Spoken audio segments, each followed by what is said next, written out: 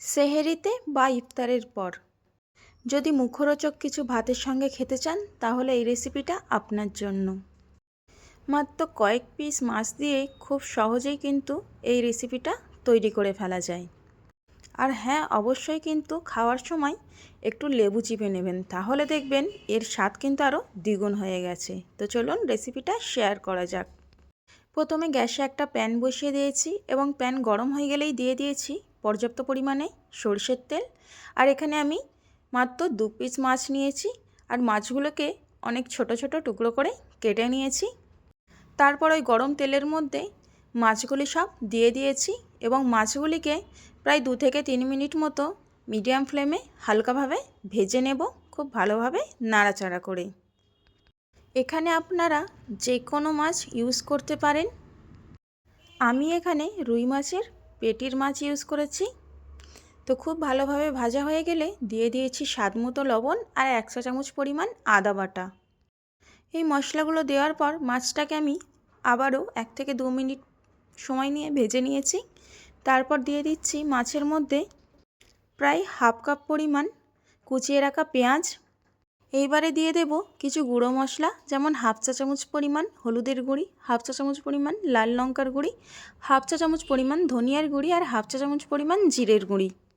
সব গুঁড়ো মশলা দেওয়া হয়ে গেলে মাছটাকে খুব ভালোভাবে ভুনা ভুনা করে ফেলতে হবে। প্রায় 3 মিনিট মতো সময় নিয়ে আমি মাছটাকে খুব ভালোভাবে একদম ভুনা ভুনা করে নিয়েছি, বা বলতে পারো ভাজা ভাজা করে নিয়েছি পেঁয়াজের সঙ্গে। এইবারে আমি এর মধ্যে 1/2 কাপ পরিমাণ পানি দেবো। 1/2 কাপের বেশি কিন্তু পানি দেওয়া যাবে না। তো 1/2 কাপ পরিমাণ পানি দিয়ে খুব ভালোভাবে নাড়াচাড়া করে নিচ্ছি।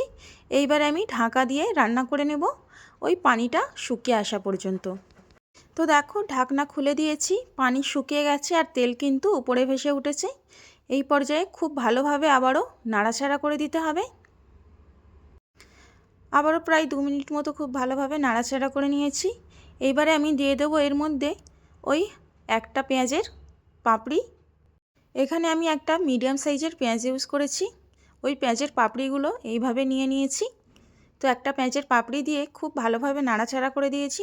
এইবার দিয়ে দিচ্ছি 3টি কাঁচা লঙ্কা মাঝখান থেকে চিড়ে বা ফালি করে রাখা। তারপর সবগুলিকে খুব ভালোভাবে মিশিয়ে নিয়ে প্রায় 2 থেকে 3 মিনিট মতো ভাজা ভাজা করে নিয়েছি। নামানোর আগে একটা লেবুর অর্ধেক লেবুর রস খুব ভালোভাবে চিপে দিয়ে দিয়েছি। তোমাদের কাছে যদি বাড়িতে লেবু পাতা থাকে তোমরা এখানে লেবু পাতা ইউজ করতে পারো। তারপরে 1 মিনিট মতো সময় নিয়ে খুব ভালোভাবে নাড়াচাড়া করে নিলেই কিন্তু রেডি হয়ে যাবে এইরকম একটা মুখরোচক মাছের রেসিপি। গরম গরম ভাতের সঙ্গে কিন্তু দারুণ লাগে খেতে। আশা করছি তোমাদের এই রেসিপিটা খুবই ভালো লাগবে। আর হ্যাঁ, ভিডিওটি তোমাদের টাইমলাইনে শেয়ার করে রেখে দেবে।